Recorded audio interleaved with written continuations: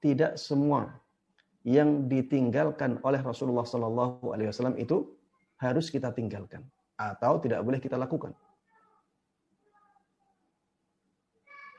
Seperti misalnya di zaman ini orang memakai mikrofon ketika adzan, memakai pengeras suara ketika adzan. Itu tidak dilakukan oleh Rasulullah Sallallahu Alaihi Wasallam. Nyatanya, Ustadz juga membolehkannya. Berarti tidak semua yang ditinggalkan oleh Nabi kita Muhammad Sallallahu Alaihi Wasallam itu harus ditinggalkan atau tidak boleh dilakukan. Kenapa Ustadz berdalil? Karena ini tidak dilakukan oleh Rasulullah, maka kita tidak boleh melakukannya. Kan tidak ada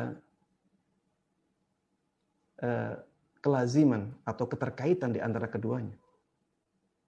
Maka jawabannya, memang tidak semua yang ditinggalkan oleh Nabi dan para sahabatnya itu tidak boleh kita lakukan atau harus kita tinggalkan.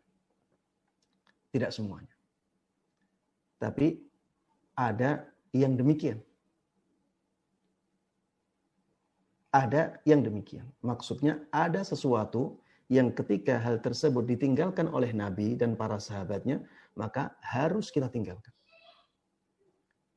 Makanya di sini ada syaratnya. Kapan sesuatu yang ditinggalkan oleh Nabi kita Muhammad SAW dan ditinggalkan oleh para sahabatnya itu harus kita tinggalkan. Kapan? Yang pertama, ketika mereka mampu melakukannya. Kemudian yang kedua, ketika ada pendorong untuk melakukannya. Ya, ada kebutuhan untuk melakukannya. Ada dorongan untuk melakukannya. Kemudian yang ketiga, tidak ada halangan untuk melakukannya. Dan ini dalam masalah ibadah ya. Jadi ada 4 unsur. Yang ketika 4 unsur ini ada pada sesuatu yang ditinggalkan oleh Nabi dan para sahabatnya, maka kita harus meninggalkannya. Saya ulangi ya, biar lebih jelas. Yang pertama itu masalah ibadah. Ya. Unsur yang pertama, unsur ibadah. Ini dalam ranah ibadah. Kalau ranahnya non ibadah ini urusan dunia. Pada asalnya dibolehkan. Yang pertama apa? Ini masuk dalam ranah ibadah. Bukan adat atau non ibadah. Unsur yang kedua itu mampu dilakukan oleh Nabi kita Muhammad sallallahu alaihi wasallam atau para sahabatnya. Ya. Ibadah tersebut mampu dilakukan oleh Rasulullah sallallahu alaihi wasallam atau para sahabatnya. Kemudian unsur yang ketiga, ada dorongan untuk melakukannya. Ya. Ada dorongan untuk melakukannya di zaman Nabi atau di zaman sahabatnya. Kemudian yang keempat, tidak ada penghalang untuk melakukannya di zaman Nabi atau di zaman sahabatnya. Kalau 4 unsur ini ada pada suatu ibadah, tapi tidak dilakukan oleh Rasulullah Sallallahu Alaihi Wasallam atau oleh para sahabatnya, maka ibadah tersebut kategori bid'ah. Ya, ibadah tersebut masuk kategori bid'ah. Contohnya adalah membaca pujian-pujian atau syair-syair antara adzan dan iqamah. Sebagaimana yang banyak terjadi di daerah kita. Ya. Ini bukan tujuan kita, bukan menyalahkan mereka, tidak. Tujuan kita membahas masalah ini adalah agar saudara-saudara kita itu bisa memperbaiki keadaan. Sesuaikanlah praktek ibadah dengan ibadahnya Rasulullah Sallallahu Alaihi Wasallam dan para sahabatnya. Bukankah kita semuanya sepakat bahwa petunjuk yang paling baik adalah petunjuk Nabi kita Muhammad Sallallahu Alaihi Wasallam? Kalau ada yang mengatakan, Ustadz itu niatnya kan baik, kenapa dilarang? Maka jawabannya, dalam masalah ibadah, niat baik saja belum cukup. Dalam masalah ibadah, niat baik saja tidak cukup. Tapi harus ada kesesuaian dengan tuntunan Nabi kita Muhammad SAW. Ibadah itu harus sesuai aturan, harus sesuai tuntunan. Tidak boleh kita bikin-bikin sendiri caranya. Mudah-mudahan bisa difahami dengan baik. Makanya tadi memakai mikrofon untuk azan itu tidak masuk dalam ranah bid'ah. Kenapa?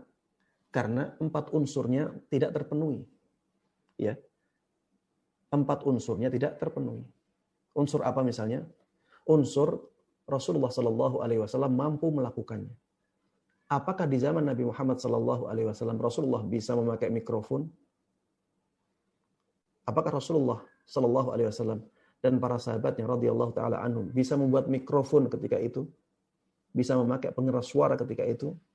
Jawabannya tidak. Kalau sudah ada unsur yang hilang seperti ini, maka ketika kita lakukan dan tidak bertentangan dengan tujuan syariat, maka tidak ada masalah. Ya. Ini karena Rasulullah SAW zaman dulu, ya, di zaman itu tidak mampu untuk menciptakan mikrofon atau menciptakan pengeras suara, makanya mereka tidak menggunakannya. Mungkin saja ketika ada mikrofon saat itu, Rasulullah akan gunakan, ya. Tapi tidak ada ketika itu. Sehingga beliau tidak mampu menggunakannya. Tidak mampu menciptakannya. Makanya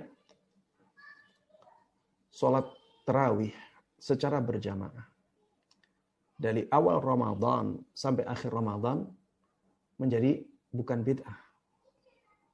Karena 4 unsur ini ya tidak terpenuhi di situ.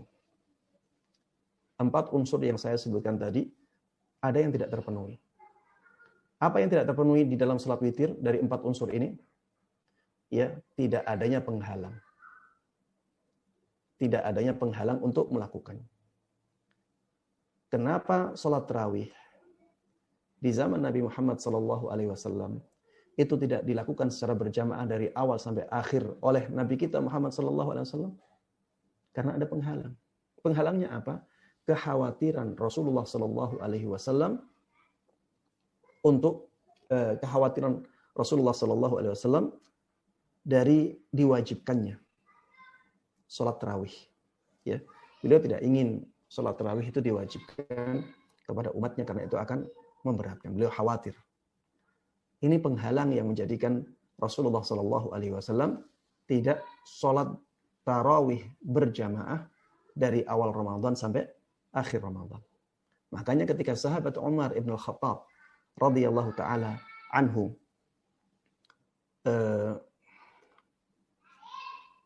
memunculkan ide untuk mengadakan jamaah sholat tarawih dari awal Ramadan sampai akhir Ramadan menjadi bukan bid'ah. Karena adanya unsur yang tidak terpenuhi dari 4 unsur yang saya sebutkan ini. Ya, wallahu taala a'lam.